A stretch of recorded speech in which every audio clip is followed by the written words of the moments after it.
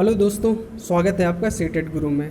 आज के वीडियो में हम लोग लैंग्वेज वन यानी भाषा वन हिंदी के सेट को प्रैक्टिस करेंगे। आपको पता है कि हम लोग प्रीवियस पेपर सीरीज कर रहे हैं, जिसमें 2011 से लेकर अब तक जितने भी सीटेट के एग्ज़ाम हुए हैं उसमें आए हुए सभी क्वेश्चन को क्या करेंगे, हम लोग प्रैक्टिस करेंगे। इससे पहले हम लोगों ने सीडीपी, मैथ और ईवीएस का प्रैक्टिस किया है, जो जून 2011 में एग्ज़ाम हुआ था इसका।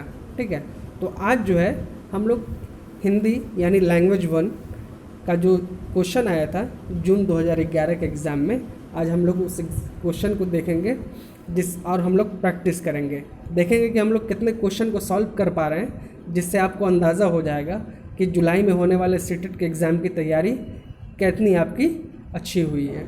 चलिए देखते हैं हम लोग पहले क्वेश्चन को। अच्छा हाँ, आप लोग को पता भी है कि हिंदी का जो एग्ज़ाम होता है, कोई भी लैंग्वेज जो होता है, उसमें क्या होता है 15 नंबर क्वेश्चन ग्रामर से होते हैं यानी व्याकरण से होता है, और फिर उसके बाद 15 नंबर का जो क्वेश्चन होता है वो किससे होता है, पेडागोजी से होता है। ठीक है, तो चलिए पहला क्वेश्चन देखते हैं हम लोग कि पाठ में दी गए चित्रों का क्या उद्देश्य होता है। पाठ में जो भी चित्र होते हैं उन चित्रों का उद्देश्य क्या होता है। ऑप्शन है चित्र अमूर्त संकल्पनाओं को समझने में सहायता करते हैं। दूसरा ऑप्शन है चित्रों से पाठ्य पुस्तक आकर्षक बनती है। तीसरा ऑप्शन है चित्र पाठ की शोभा बढ़ाते हैं। और चौथा ऑप्शन है पाठ्य पुस्तक में चित्र देने का प्रचलन है। इसका सही आंसर क्या होगा? इसका सही आंसर होगा ऑप्शन नंबर 1, यानी पाठ्य पुस्तक में जो चित्र दिए होते हैं उन चित्र देने का उद्देश्य क्या होता है कि चित्र अमूर्त संकल्पनाओं को समझने में सहायता करते हैं। चलिए अगले क्वेश्चन की तरफ बढ़ते हैं। अगला क्वेश्चन क्या है कि भाषा के अभिव्यक्त्यात्मक कौशल हैं। चलिए भाषा के अभिव्यक्त्यात्मक कौशल क्या हैं? पहला है सुनना पढ़ना, दूसरा है सुनना बोलना, तीसरा है बोलना लिखना, और चौथा है पढ़ना लिखना। सही ऑप्शन क्या होगा इसका? सही ऑप्शन है ऑप्शन नंबर 3, यानी भाषा का जो अभिव्यक्त्यात्मक कौशल जो होता है वो बोलना और लिखना होता है। चलिए अगले क्वेश्चन की तरफ बढ़ते हैं। प्राथमिक स्तर पर कौन सा भाषा शिक्षण का उद्देश्य नहीं है? भाषा सीखने का उद्देश्य नहीं है किस स्तर पर? प्राथमिक स्तर पर। अब ऑप्शन क्या है कि अलग अलग संदर्भों में भाषा का प्रभावी प्रयोग करना, दूसरा है अस्पष्टता और आत्मविश्वास के साथ अपनी बात कहना, तीसरा क्या है वर्णमाला को क्रम से कंठस्थ करना, चौथा है ध्वनि संकेत चिन्हों का संबंध बनाना। चलिए ऑप्शन क्या होगा? सही ऑप्शन क्या होगा? ऑप्शन नंबर 3 होगा, यानी प्राथमिक स्तर पर शिक्षण का उद्देश्य क्या नहीं है, तो वर्णमाला को क्रम से कंठस्थ करना। चलिए अगले क्वेश्चन की तरफ बढ़ते हैं। अगला क्वेश्चन है उपचारात्मक शिक्षण की सफलता निर्भर करती है। चलिए ऑप्शन क्या है हमारे पास? उपचारात्मक शिक्षण की सामग्री पर, दूसरा है भाषिक नियमों के ज्ञान पर, तीसरा है समय और अवधि पर, और चौथा है समस्याओं के कारणों की सही पहचान पर। चलिए सही ऑप्शन क्या होगा? सही ऑप्शन है ऑप्शन नंबर 4 होगा, ऑप्शन नंबर 4। तो उपचारात्मक शिक्षण की सफलता किस पर निर्भर करती है? समस्याओं के कारणों की सही पहचान पर निर्भर करती है। चलिए अगले क्वेश्चन की तरफ बढ़ते हैं। अगला जो क्वेश्चन है भाषा कौशलों के संदर्भ में कौन सा कथन उचित है? ऑप्शन क्या है हमारे पास? भाषा कौशलों के विकास में अभ्यास की अपेक्षा भाषिक नियमों का ज्ञान जरूरी है। दूसरा ऑप्शन क्या है विद्यालय में केवल पढ़ना लिखना कौशलों पर ही बल देना चाहिए। तीसरा क्या है बच्चे सुनना बोलना पढ़ना लिखना कौशल क्रम से ही सीखते हैं। चौथा क्या है भाषा के चारों कौशल परस्पर अंतः संबंधित हैं। चलिए ऑप्शन क्या होगा? सही ऑप्शन क्या है इसका? ऑप्शन नंबर 4 है, यानी भाषा कौशलों के कथन में कौन सा कथन सही है? भाषा के चारों कौशल परस्पर क्या होते हैं? अंतर संबंधित होते हैं, यानी एक दूसरे से संबंधित होते हैं। चलिए अब देखेंगे अगला क्वेश्चन। एक बहुसांस्कृतिक कक्षा में आप एक भाषा शिक्षक के रूप में किस बात को अधिक महत्व देंगे? चलिए, क्या बोल रहा है, एक बहुसांस्कृतिक कक्षा में आप एक लैंग्वेज के टीचर हैं, तो किस बात को आप सबसे ज़्यादा महत्व देंगे? पहला ऑप्शन क्या है कि बच्चों को भाषा प्रयोग के अधिक से अधिक अवसर देना। दूसरा क्या है, पाठ्य पुस्तक के प्रत्येक पाठ को भली भांति समझना। तीसरा है बच्चों को व्याकरण सिखाना। चौथा है स्वयं शुद्ध भाषा प्रयोग। चलिए, सही ऑप्शन क्या होगा?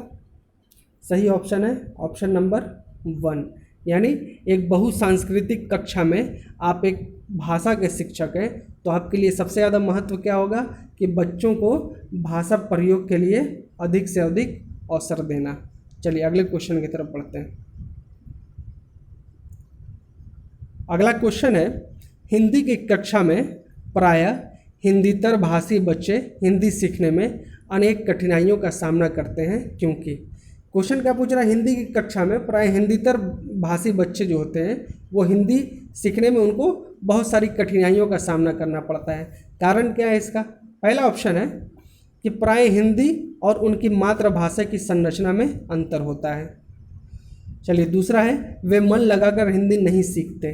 तीसरा ऑप्शन है हिंदी सीखने के प्रति उनमें अरुचि होती है। और चौथा है हिंदी बहुत कठिन भाषा है। सही ऑप्शन क्या होगा? ऑप्शन नंबर 1 होगा, क्योंकि हिंदी सीखने में प्रायः हिंदी और उनकी मातृभाषा की संरचना में अंतर होता है। यानी हिंदी सीखने में उनको कठिनाई इसलिए होती है क्योंकि हिंदी जो भाषा होती है और उन बच्चों की जो मातृभाषा होती है उसमें क्या होती है, उनकी संरचना में यानी स्ट्रक्चर में क्या होता है, अंतर होता है, जिससे बच्चों को हिंदी भाषा सीखने में कठिनाइयाँ होती है। चलिए, अगले क्वेश्चन की तरफ बढ़ते हैं। अगला क्वेश्चन है कि बोलना कौशल में महत्वपूर्ण है, यानी बोलना जो कौशल है उसमें क्या महत्वपूर्ण है? ऑप्शन है मधुर वाणी। दूसरा है संदर्भ एवं स्थिति के अनुसार अपनी बात कह सकना। चौथा है स्पष्ट एवं शुद्ध उच्चारण। और चौथा है आलंकारिक भाषा का प्रयोग। तो बोलना कौशल में सबसे महत्वपूर्ण क्या होता है? ऑप्शन नंबर 2, यानी संदर्भ और स्थिति के अनुसार अपनी बात कह पाना। यानी आप अगर सिचुएशन के अकॉर्डिंग और इस सिचुएशन के हिसाब से अपनी बात बोल पाते हैं, अपनी बात कह पाते हैं, तो ये भाषा कौशल के लिए सबसे इम्पॉर्टेंट चीज़ होता है। चलिए, अगले क्वेश्चन की तरफ बढ़ते हैं। अगला जो क्वेश्चन है, एक समावेशी कक्षा में कौन सा कथन भाषा शिक्षण के सिद्धांतों के प्रतिकूल है? ऑप्शन क्या है हमारे पास कि व्याकरण के नियम सिखाने से बच्चों का भाषा विकास शीघ्रता से होगा। दूसरा ऑप्शन है बच्चे परिवेश से प्राप्त भाषा को ग्रहण करते हुए भाषा प्रयोग के नियम बता सकते हैं। तीसरा ऑप्शन है कि भाषा परिवेश में रहकर अर्जित की जाती है। और तीसरा ऑप्शन है प्रिंट समृद्ध माहौल भाषा सीखने में सहायक होता है। तो चलिए, सही ऑप्शन क्या होगा? इसका सही ऑप्शन होगा ऑप्शन नंबर 19, यानी एक समावेशी कक्षा में भाषा शिक्षण के सिद्धांतों के जो प्रतिकूल होता है वो क्या होता है, व्याकरण के नियम सीखने में बच्चों का भाषा विकास शीघ्रता से होता है। यानी जब भाषा के व्याकरण को अच्छी तरीके से जानने लगते हैं, तो जब उनके ऊपर व्याकरण में कमांड होता है तो वो उस भाषा को, उस लैंग्वेज को वो जल्दी सीख जाते हैं। चलिए, अगले क्वेश्चन की तरफ बढ़ते हैं। क्वेश्चन नंबर 100, कहानी सुनाने से। चलिए, कहानी सुनाने से क्या होता है? पहला ऑप्शन है बच्चों की कल्पना शक्ति, चिंतन शक्ति का विकास होता है। दूसरा ऑप्शन है बच्चे प्रसन्न होते हैं। तीसरा ऑप्शन है बच्चे कक्षा में एकाग्रचित्त होकर शांत बैठते हैं। और चौथा है बच्चे अनुशासित रहते हैं। सही ऑप्शन क्या होगा? सही ऑप्शन है ऑप्शन नंबर 1, यानी कहानी सुनाने से क्या होता है कि बच्चों की कल्पना शक्ति, चिंतन शक्ति का विकास होता है। ठीक है, तो कहानी में जैसा बच्चे जो है किसी भी कैरेक्टर, किसी भी किरदार के बारे में जब सुनते हैं तो क्या करते हैं, उसके बारे में सोचते हैं, उनकी चिंतन शक्ति बढ़ती है और वो जैसा जैसा कहानी में सुनते हैं क्या करते हैं, कल्पना करने लगते हैं। उससे क्या होता है, उनकी कल्पना शक्ति भी विकसित होती है। चलिए, अगले क्वेश्चन की तरफ बढ़ते हैं। बच्चों के लेखन कौशल का मूल्यांकन करने के लिए कौन सी विधि बेहतर हो सकती है? क्वेश्चन क्या पूछ रहा है कि लेखन कौशल का मूल्यांकन करने के लिए कौन सा विधि बेहतर होगा? ऑप्शन क्या है हमारे पास? पहला है सुंदर लेख का अभ्यास, दूसरा है अपने अनुभवों को लिखना, तीसरा है श्रुत लेख, चौथा है पाठाधारित प्रश्नों के उत्तर लिखना। चलिए ऑप्शन क्या होगा? सही ऑप्शन है ऑप्शन नंबर 2, यानी बच्चों के लेखन कौशल का मूल्यांकन करने के लिए सबसे बेहतर विधि क्या होगी कि अपने अनुभवों से लिखना। यानी बच्चा जब खुद अपने अनुभव से अपने से लिखता है तो क्या होगा, उसका लेखन कौशल का वो मूल्यांकन करने का ये सबसे बेहतरीन विधि होता है। अगले क्वेश्चन की तरफ बढ़ते हैं। एक भाषा शिक्षक के रूप में सबसे बड़ी चुनौती क्या है? चलिए ऑप्शन क्या है हमारे पास? बहुभाषिक कक्षा के शिक्षण के लिए उचित रणनीतियाँ तय करना। दूसरा ऑप्शन है कि बच्चों को भाषा सीखने के महत्व से परिचित कराना। तीसरा है कि बच्चों की भाषा को संचार साधनों के प्रभाव से मुक्त कर रखना। और चौथा है भाषा संसाधनों का अभाव है। चलिए सही ऑप्शन क्या होगा? सही ऑप्शन है ऑप्शन नंबर 1, यानी एक भाषा शिक्षक के रूप में सबसे बड़ी चुनौती क्या होती है कि बहुभाषिक कक्षा के शिक्षण के लिए उचित रणनीतियाँ तय करना। यानी जब कक्षा में अनेक भाषाएं बोलने वाले बच्चे होते हैं तो शिक्षक के लिए क्या होती है कि बहुत बड़ी चुनौती होती है कि वो किस रणनीति को अपनाएं ताकि किसी एक पार्टिकुलर लैंग्वेज को बच्चों को सिखा सके। चलिए अगले क्वेश्चन की तरफ बढ़ते हैं कि भाषण शिक्षण में पाठ्य पुस्तक क्या है? पहला है अनावश्यक, दूसरा है एकमात्र संसाधन, तीसरा साध्य और चौथा है साधन। चलिए ऑप्शन क्या होगा? सही ऑप्शन क्या है कि भाषा शिक्षण में पाठ्य पुस्तक क्या है? एक साध्य होता है। सॉरी, इसका सही ऑप्शन नंबर 4 होगा, साधन होगा। ऑप्शन नंबर 4, भाषा शिक्षण में पाठ्य पुस्तक क्या होता है? एक साधन होता है, ठीक है, जिसकी सहायता से क्या की जाती है? बच्चों को भाषा सिखाई जाती है। चलिए अगले क्वेश्चन की तरफ बढ़ते हैं। क्वेश्चन नंबर 104, गृह कार्य के बारे में कौन सा कथन उचित है? गृह कार्य यानी होमवर्क जो होता है उसके बारे में कौन सा कथन उचित है? पहला है गृह कार्य देना अति आवश्यक है, दूसरा है गृह कार्य अभिभावकों को व्यस्त रखने का उत्तम साधन है, तीसरा है बच्चों की क्षमताओं स्तर के अनुसार गृह कार्य दिया जाना चाहिए, और चौथा ऑप्शन है गृह कार्य कक्षा में किए गए कार्य का अभ्यास मात्र है। चलिए सही ऑप्शन क्या होगा? ऑप्शन नंबर 3, यानी गृह कार्य के लिए सबसे बेहतर सबसे उचित कथन कौन सा है कि गृह कार्य से क्या होता है? बच्चों की क्षमताओं स्तर के अनुसार गृह कार्य दिया जाना चाहिए। यानी बच्चे की जितना कैपेसिटी है उसी कैपेसिटी के अकॉर्डिंग क्या होना चाहिए? होमवर्क बच्चों को दिया जाना चाहिए। चलिए अगले क्वेश्चन की तरफ बढ़ते हैं। चलिए अगला क्वेश्चन जो है, प्राथमिक स्तर पर बच्चों की भाषा शिक्षण के विषय में निम्नलिखित में से कौन सा कथन असत्य है? क्वेश्चन क्या है कि प्राइमरी लेवल पर बच्चों का जो भी लैंग्वेज टीचिंग होता है यानी भाषा शिक्षा होता है उसके विषय में कौन सा कथन असत्य है? पहला क्या है कि सुधार के नाम पर की जाने वाली टिप्पणियाँ और निरर्थक अभ्यास से बच्चों में अरुचि उत्पन्न हो सकती है। दूसरा क्या है, बच्चे समृद्ध भाषा परिवेश में सहज और स्वतः रूप से भाषा में परिमार्जन कर लेंगे। तीसरा ऑप्शन क्या है कि बच्चे भाषा की जटिल और समृद्ध संरचनाओं के साथ विद्यालय आते हैं, और चौथा ऑप्शन है कि बच्चों की भाषा संकल्पनाओं और विद्यालय में प्रचलित भाषा परिवेश में विरोधाभास की भाषा सीखने में सहायक होती है। चलिए इसका सही ऑप्शन क्या होगा?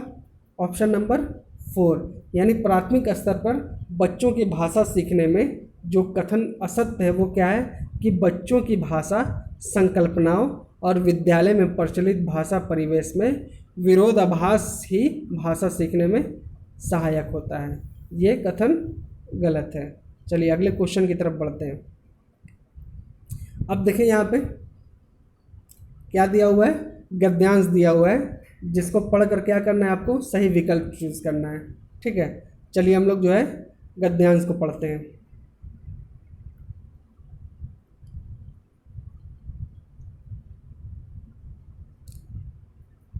मनु ने पूरे दिन की डायरी लिखी, लेकिन एक जगह लिख दिया सफाई वगैरह की। गांधी जी प्रतिदिन डायरी पढ़कर उसे अपने हस्ताक्षर करते थे।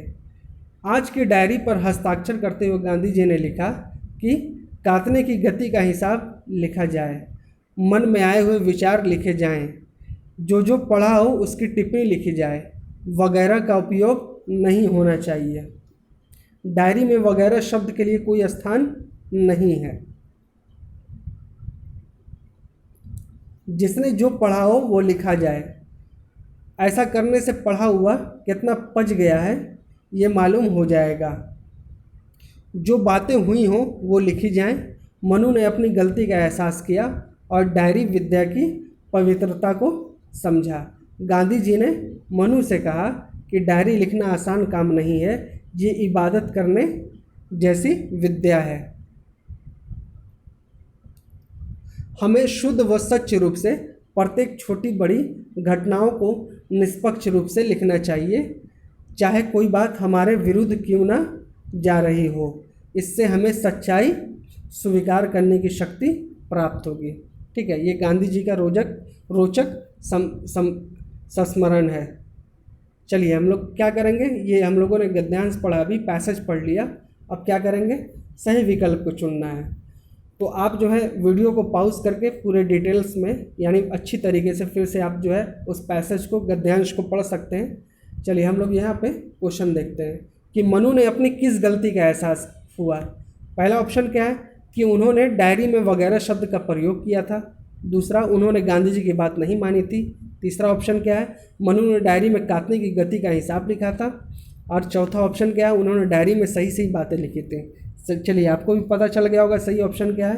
तो सही ऑप्शन 1 है कि मनु ने उन्हें इस गलती का एहसास हुआ क्योंकि उन्होंने डायरी में वगैरह शब्द का प्रयोग किया था और गांधी जी ने क्या कहा था, मना किया था कि डायरी में वगैरह शब्द का प्रयोग नहीं होना चाहिए।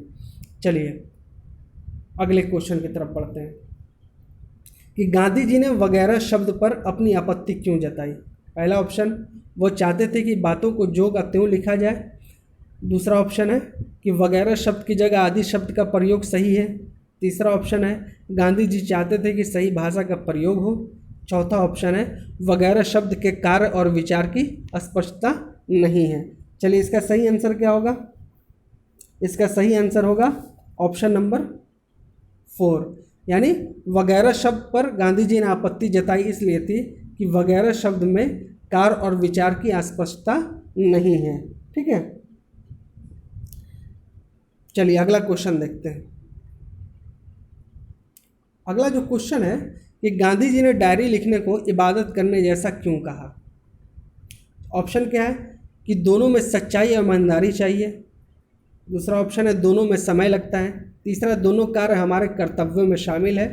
चौथा ऑप्शन है दोनों कार्य रोज किए जाते हैं। चलिए सही ऑप्शन क्या होगा, ऑप्शन नंबर 1 कि दोनों में सच्चाई और ईमानदारी चाहिए। गांधी जी ने डायरी लिखने की इबादत करने जैसा इसलिए कहा क्योंकि दोनों कार्यों में सच्चाई और ईमानदारी की आवश्यकता होती है। यानी इबादत करने में भी क्या होती है, सच्चाई और ईमानदारी की ज़रूरत होती है। और एक व्यक्ति जब डायरी लिखता है तो उस डायरी में भी क्या होती है, उसमें भी सच्चाई और ईमानदारी की ज़रूरत होती है ताकि वो उस डायरी में सत्य घटनाओं को लिख सके। चलिए अगले क्वेश्चन की तरफ बढ़ते हैं। अगला जो सवाल है कि डायरी लिखना इसलिए महत्वपूर्ण है क्योंकि, पहला ऑप्शन क्या है कि इससे व्यक्ति का समय अच्छा गुजर जाता है। दूसरा ऑप्शन है इसमें व्यक्ति स्वयं का विश्लेषण करता है और स्वयं मूल्यांकन भी करता है। तीसरा है इससे व्यक्ति पूरे दिन किए गए जमा खर्च का हिसाब किताब कर सकता है। और चौथा, गांधी जी से महत्वपूर्ण मानते हैं। चलिए सही ऑप्शन क्या होगा, सही ऑप्शन है ऑप्शन नंबर 2, डायरी लिखना महत्वपूर्ण इसलिए है क्योंकि इससे व्यक्ति स्वयं का क्या करता है, विश्लेषण करता है और स्वमूल्यांकन भी करता है। यानी रोजाना के जो भी कार्य किया उसने, जब वो डायरी में लिखता है तो उसे पता चलता है कि वो खुद का विश्लेषण और मूल्यांकन कर लेता है। चलिए अब अगले क्वेश्चन की तरफ बढ़ते हैं। गांधी जी प्रतिदिन डायरी पढ़कर क्या करते थे। ऑप्शन क्या है कि हस्ताक्षर करते थे ताकि जांच का प्रमाण दिया जा सके। दूसरा ऑप्शन है हस्ताक्षर करते थे क्योंकि ये नियम था। तीसरा ऑप्शन है लोगों को उनकी गलती का एहसास कराते थे। और चौथा ऑप्शन है डायरी पर हस्ताक्षर करते थे और ये देखते थे कि व्यक्ति अपने कार्य और विचार में किस दिशा में जा रहा है। चलिए सही ऑप्शन क्या होगा? Option number 4। आसान था कि गांधी जी प्रतिदिन डायरी पढ़कर क्या करते थे कि डायरी पर हस्ताक्षर करते थे और ये देखते थे कि व्यक्ति अपने कार्य और विचार में किस दिशा में जा रहा है। चलिए अगले क्वेश्चन की तरफ बढ़ते हैं। प्रतिदिन शब्द में कौन सा समास है? चलिए अब यहाँ पे ऑप्शन क्या है? तत्पुरुष समास, द्वंद्व समास, अव्ययभाव समास, अद्विगु समास है। चलिए सही ऑप्शन क्या होगा? ऑप्शन नंबर 3 अव्ययभाव समास। चलिए अगले क्वेश्चन की तरफ बढ़ते हैं। पढ़ा हुआ कितना पच गया का अर्थ क्या हुआ? कि पढ़ा हुआ कितना आत्मसात किया है। दूसरा है कितना सही उच्चारण के साथ पढ़ा है। तीसरा है पढ़े हुए का कितना विश्लेषण किया है। और चौथा है पढ़ा हुआ कितना समझ में आया है। चलिए सही ऑप्शन क्या होगा? सही ऑप्शन है ऑप्शन नंबर 1, यानी पढ़ा हुआ कितना पच गया है। इसका मतलब क्या है कि पढ़ा हुआ कितना आत्मसात किया है। अगले क्वेश्चन की तरफ बढ़ते हैं। कार्य शब्द का तद्भव रूप बताइए। चलिए काम, सेवा, कार्य, काज। सही ऑप्शन क्या होगा? Option number 4। ठीक है, तो कार्य शब्द का क्या होता है? तद्भव शब्द काज होता है। ठीक है, हम लोग बोलते हैं ना काम काज। ठीक है, चलिए अगले क्वेश्चन की तरफ बढ़ते हैं।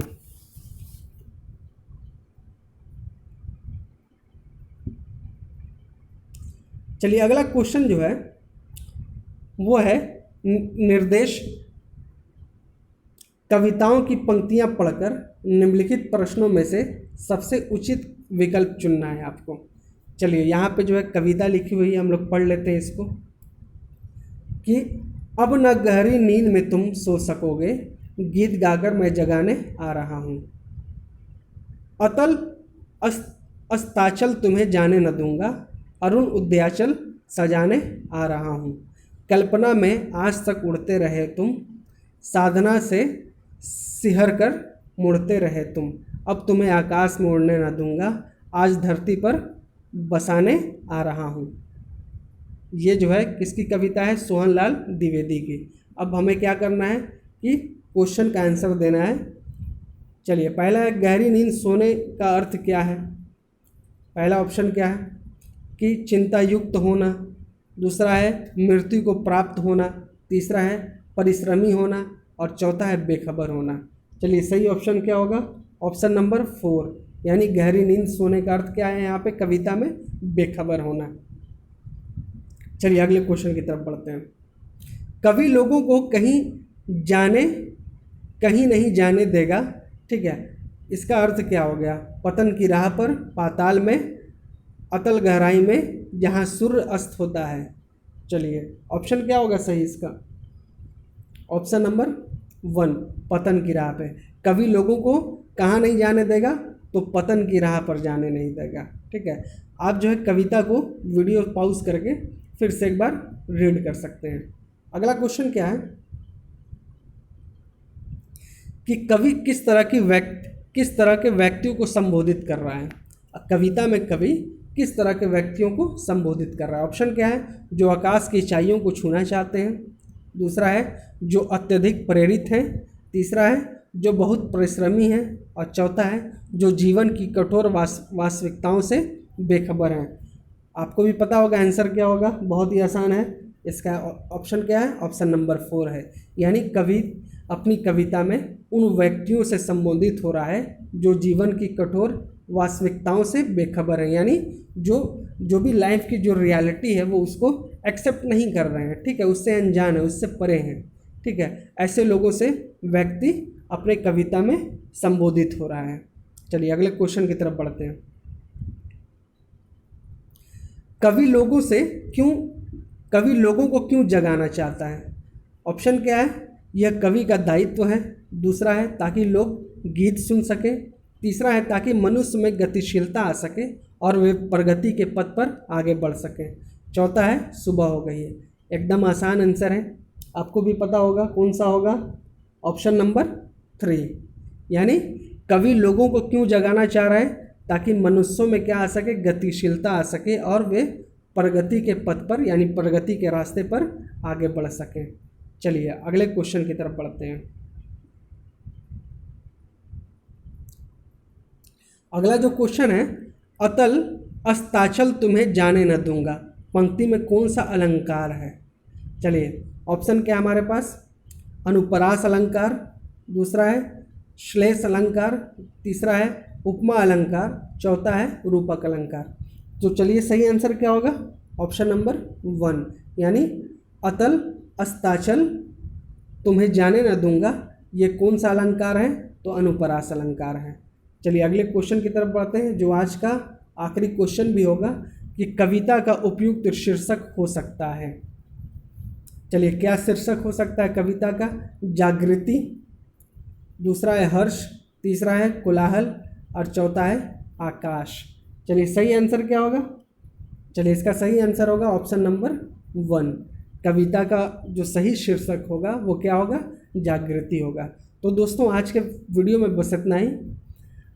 आपको मैं फिर से याद दिला देता हूँ कि हम लोग अभी क्या कर रहे हैं, प्रीवियस पेपर सीरीज कर रहे हैं, जिसमें 2011 से लेकर अब तक जितने भी एग्ज़ाम हुए हैं उन सारे क्वेश्चन को हम लोग क्या करेंगे, प्रैक्टिस करेंगे, जिससे आपको पता चल सके कि आपकी जुलाई में होने वाले एग्ज़ाम की कितनी तैयारी हो चुकी है।